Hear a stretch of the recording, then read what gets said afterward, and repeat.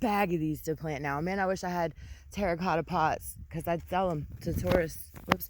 And I got to do something with all these thorns. It's been so windy, I haven't been able to burn them. Maybe today.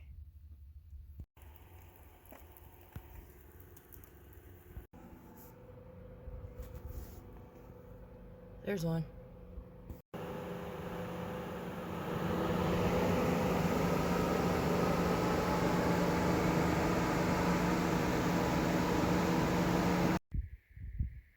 So this area is where all that standing water was when it rained. Look at how thick these things of clay are.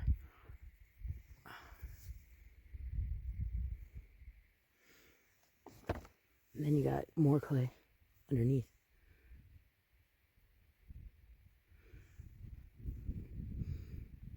It's fucking cool.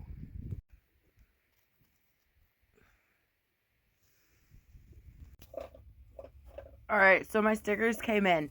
My buddy's mailbox is pretty safe for, you know, for thievery since he lives in town. However, he has a dog. And so a lot of the stickers, the dog got a hold of the packaging.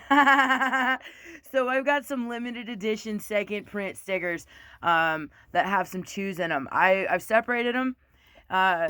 So if I send you, I'm going to send you a handful of stickers if you bought a sticker this last time. And I apologize if it has a defect in it. And it didn't look like it got too many, but some of these still have punctures in them. The dog did a pretty good job at tearing through that package. So if they're defective in any way, it was not the sticker maker. It was the fact that they came out of Slab City, and I apologize for the quality, but I'm going to work on getting to the mail. I really appreciate your donation, but I am never fucking mailing art again because this quest for a box has been horrific. So what we had to do to get it in here, hold on. Do the thing. It's wedged. Okay, it's wedged in there. So we had to cut a box in half, mash it together, and now my lovely assistant here, this is my packer.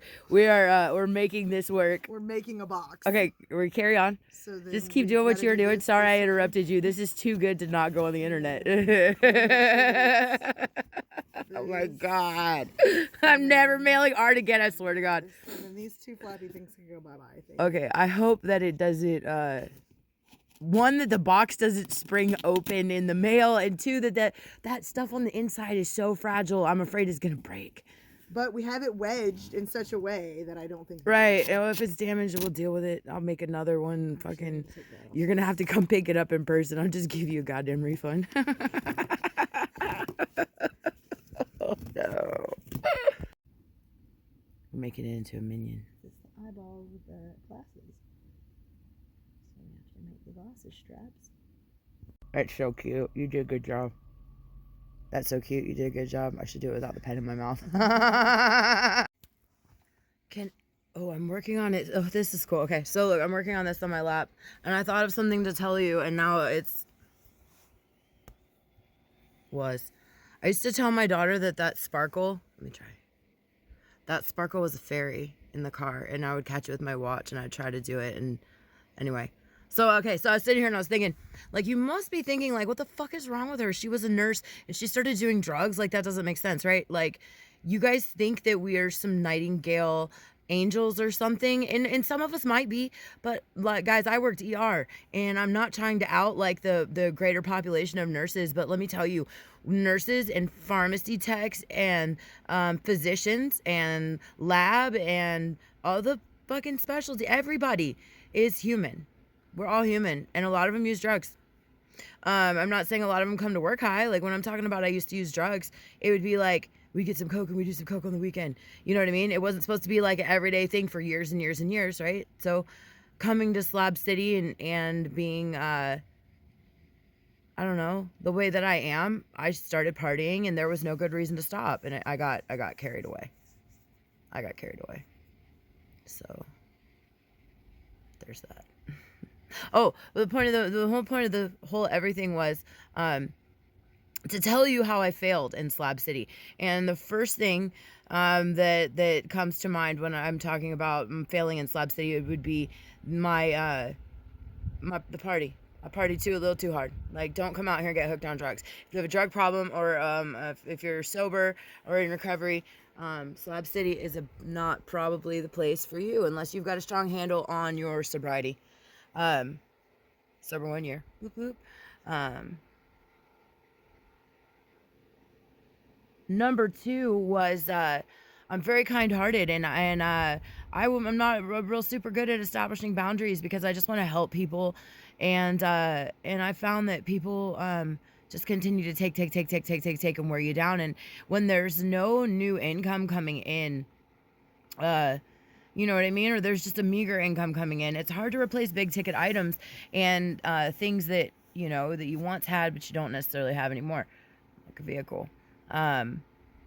So yeah, so you guys are seeing me out here, and I feel like you're kind of seeing me winning. But there was a lot of freaking losing before we got to the win part. Like it's been a journey. I wasn't on YouTube back when I was flailing around like an idiot. Mostly related to my poor choices and my drug use, which are poor choices. So let's just say me and my poor choices. But yeah, as summer gets here and it gets hotter and hotter, there's going to be a lot more self-reflection. So stand by. You're getting the psychology of Angie. Is probably going to be the next chapter. So I don't know what to do with that, but I've got some other shit to talk to y'all about. I was thinking on bailing out, but I don't know what I'm doing with my life right now. I don't want to do another fucking summer. It's like that. This would arguably be my most comfortable summer yet. So it's 84 degrees today, and there will be a period of time where it's 30 degrees hotter for 2 sustained months than it is right now today. And I've been tripping on that a little bit. Just a little bit. Just a little bit. The parasites in the water. So I got water coming today. I got my driver's license, and when I was flailing around and looking for an out so I didn't have to summer here, which, by the way, that whole shenanigans is called heat panic, and usually it happens way later when the heat gets here, but because I'm a vet and I know it's coming, I'm flailing around now, so that by the time it's actually hot and everybody else starts flailing around, I'll be able to be like, okay, it's all right, guys, like, this is the plan. This is the first year I've ever done this. I've never, ever, ever since I got here have ever threatened to leave this place up until this fucking summer. And yeah, once I did that, I think something happened, man. Something happened because I'm getting a vehicle, and the mini bike, or one to borrow. And if I wanted to leave, I have a room. If I wanted that too, and because I have a vehicle, at any point during the summer, if I feel like I don't want to be here anymore, right, I have an easy tap out. I could just pack the dogs up in the fucking whatever I'm fitting to buy. I have to just find it and head out. I've got multiple places I could go, actually. 4 of them, different spots of the country, right? And before I got to Slab City, I always wanted to travel a little bit. So why do I have to stay here every summer if I could have somebody watch my camp and take off and come back, make some money? You know what I mean? Come back with money to fix my teeth, since I'm going to spend my little nest egg that I've got saved up on a vehicle, and money to fix the problems in this camp. Like, I need my own refrigerator, or a deep freeze. I need some more building materials so that I can shore up my shade structure. And yeah.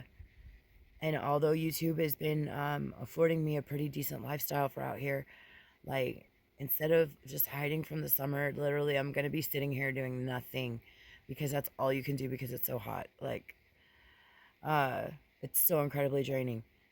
I could be somewhere cooler working, making money. So I don't know what I'm doing with my life. I don't even know where I started this out at, but the end is, stay tuned. We're figuring it out together, and drink more water. Remember to stay hydrated. However much water you consume today, I want you to double it, because you probably need it.